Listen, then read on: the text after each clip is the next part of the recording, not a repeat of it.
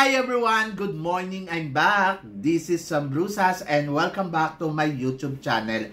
Oh my gosh! This is it guys, pag-uusapan natin ngayon. Update natin dito sa nangyayaring botohan sa Miss Grand International. So nadadaya ba? Yan ang tatalakayin natin ngayon. But before anything else, hello Philippines and hello beautiful people! Mabuhay! Kamusta kayong lahat? Sana lahat po kayo ay okay at safe ngayong araw na ito. At syempre sa lahat naman ng mga bago nating subscribers dyan, hello po sa inyo lahat. Maraming salamat guys sa pag-subscribe ninyo. Syempre dito sa channel ko. At syempre sa lahat naman ng makamamasam dyan na laging sumusuporta dito. Araw-araw, lagi-lagi. Maraming salamat guys sa inyong lahat. Syempre usapang Miss Grand International tayo ngayon.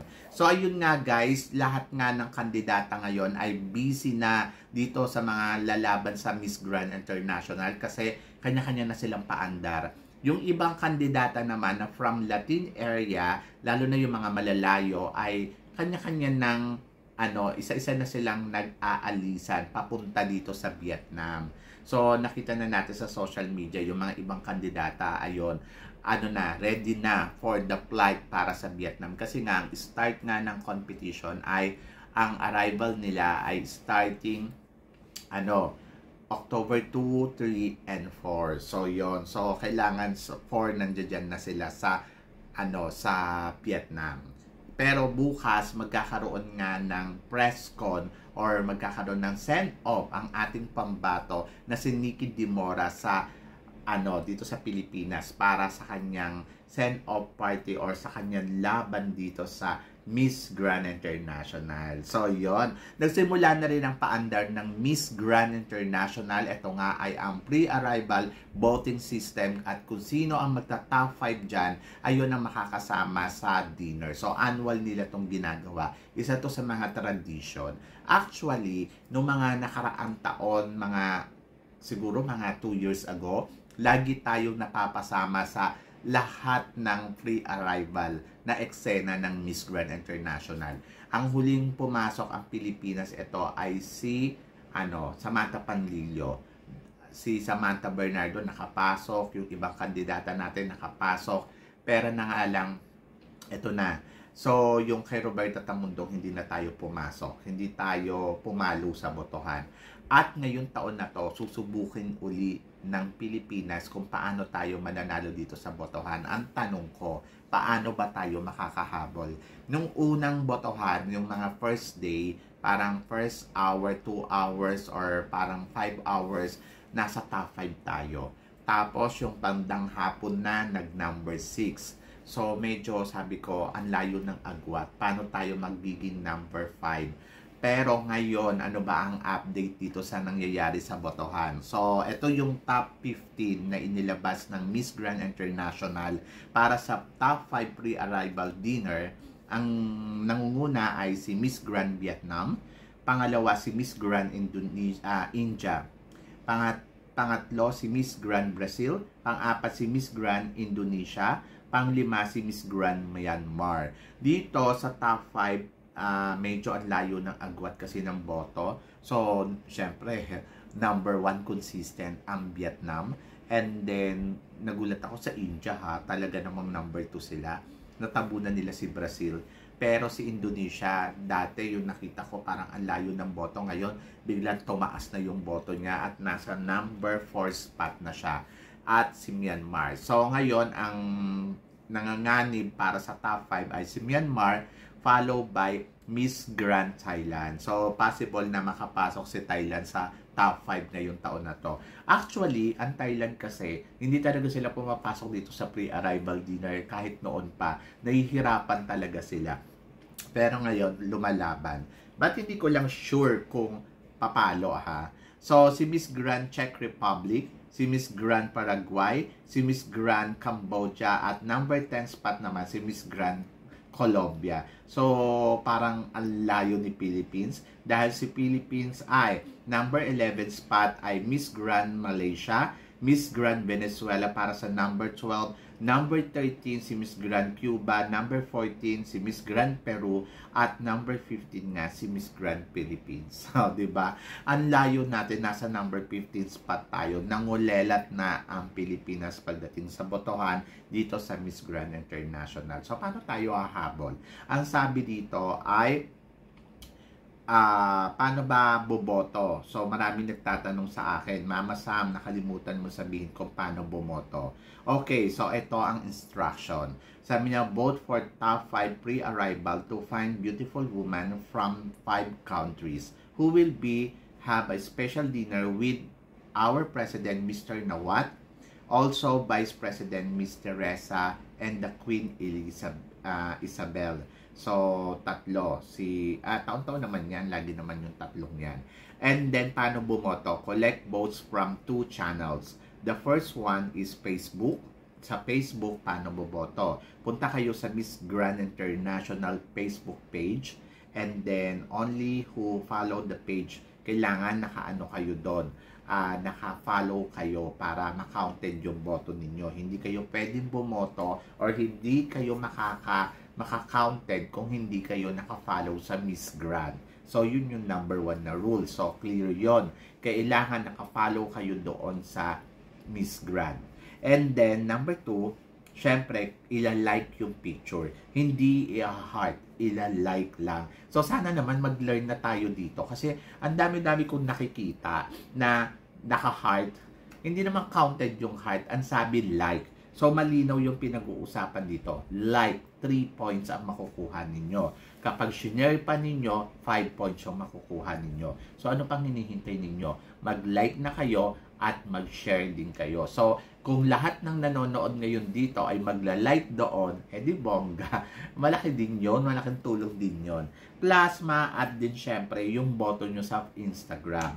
So, number 1 din, kailangan nakaboto kayo, nakafollow kayo sa Instagram ng Miss Grand International. So, kailangan nakafollow kasi yun lang yung bibilangin nila. And then, number 1, paano bumoto? Ilalike po siya. Hindi po siya i-heart Ilalike siya, 10 points yon. Ang laki ng boto na yon. Do not buy like if you want will not be allowed to participate to the round of the competition. Huwag daw kayong bibili ng boto. Nako, good luck. Pero kasi guys, wag pa rin mawala yung pag-asa natin. Ang kailangan pa rin natin ay itry pa rin natin na lumaban. Kasi malay mo naman, ma-find out nila kung sino yung mga bumili ng boto at malaglag tong mga to. Ang ending, si Philippines pala ang pasok sa top 5. Diba? So, yun. So, kung pupunta kayo doon sa Instagram, 10 points ang makukuha ninyo kapag nag-like kayo. Pero make sure lang na naka-follow kayo at hindi dapat heart. Like lang.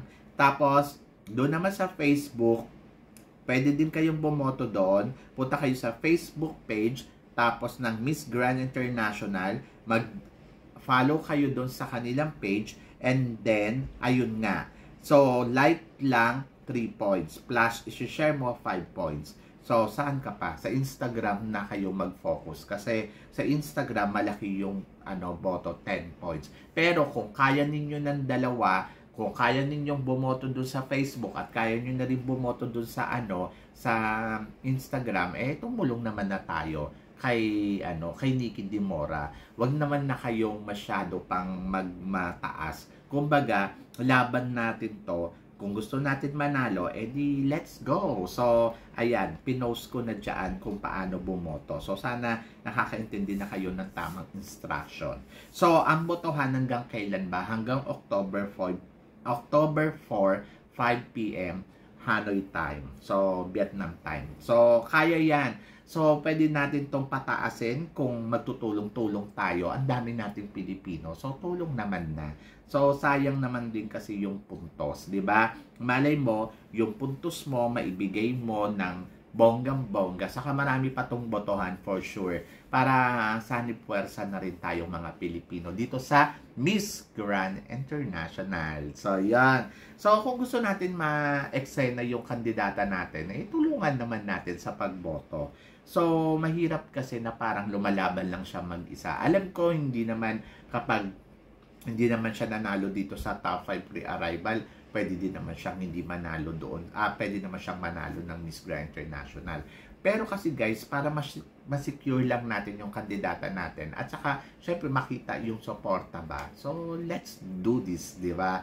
For the country na lang. So wag na natin isipin masyado si Mr. Nawat para doon na lang sa country, di ba? So do it naman sa mga may time na bumibisita sa Instagram. So pumunta na rin kayo sa Miss Grand International at bumoto na rin kayo. So yon. So ako para sa akin, nakikita ko naman na kayang-kaya naman to at naniniwala naman ako sa pambato natin na meron naman siyang ibubuga sa competition na to.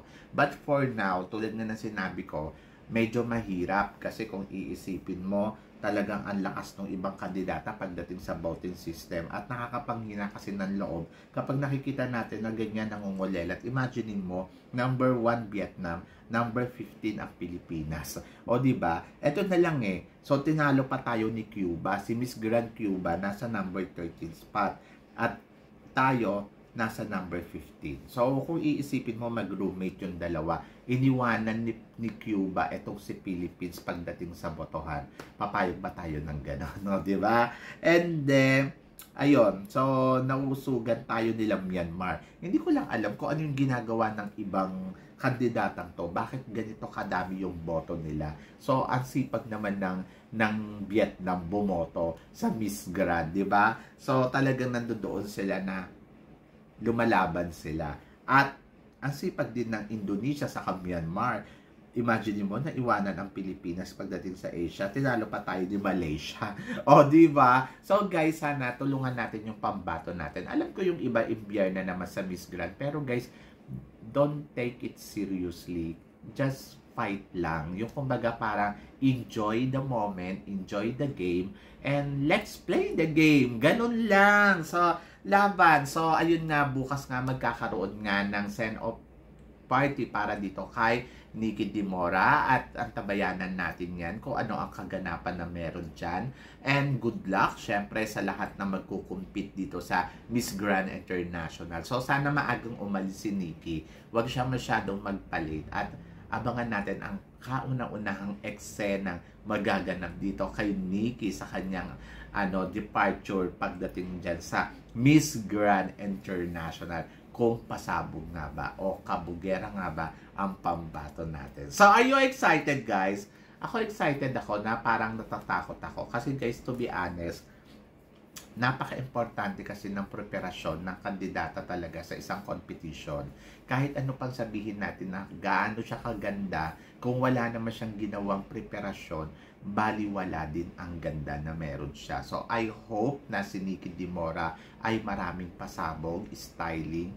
So, ganito din yung naramdaman ko sa kanya nung lumaban siya na Miss Grand Philippines. Sabi ko, parang wala naman itong ginawa. Pero pagdating naman sa competition, panalo naman. So, sana ganun din yung vibes ko ngayon sa kanya na pagdating sa competition ay masusurpresa ako dahil kumakabog ng bonggang-bongga.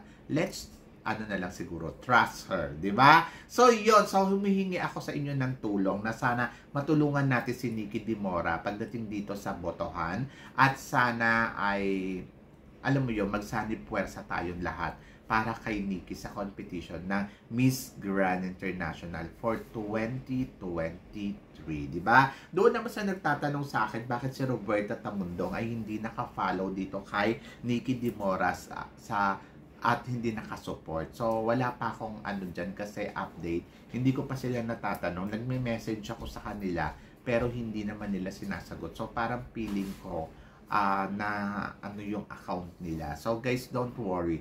Naniniwala naman ako na si Roberta Tamundong ay 100% yan na nakasupport sa pambato natin dito sa Miss Grand International for 2023. So, yun. So, abangan natin kung ano pa yung mga eksena na magaganap in the future. So, yun. So, guys, basta bumoto lang kayo. Kayo, guys, ano guys ang masasabi ninyo? Bakit itong mga bansang Vietnam, Indonesia, Myanmar, ang lakas nila sa botohan. Ano guys, si Miss Lau, no, parang wala, hindi natin naramdaman. Ano guys ang masasabi nyo dyan? Please comment below para at least malaman ko naman kung ano ang chika nyo dito sa mga pinag-uusapan natin ngayon. So yun guys, maraming salamat po syempre sa inyong lahat sa walang sawang suporta na binibigay ninyo dito sa channel ko. At sa mga hindi pa po nakaka-subscribe dyan, please don't forget to click like and subscribe my channel. At i-click nyo na rin po yung notification bell para lagi kayong updated. Syempre sa aking mga chika, sabi nga ganon, always keep smiling and always think positive. Walang imposible sa itaas, manalig lang tayo sa kanya. Kaya guys, hanggang dito na lang, hanggang sa muli nating chikahan. Paalam! Thank you guys!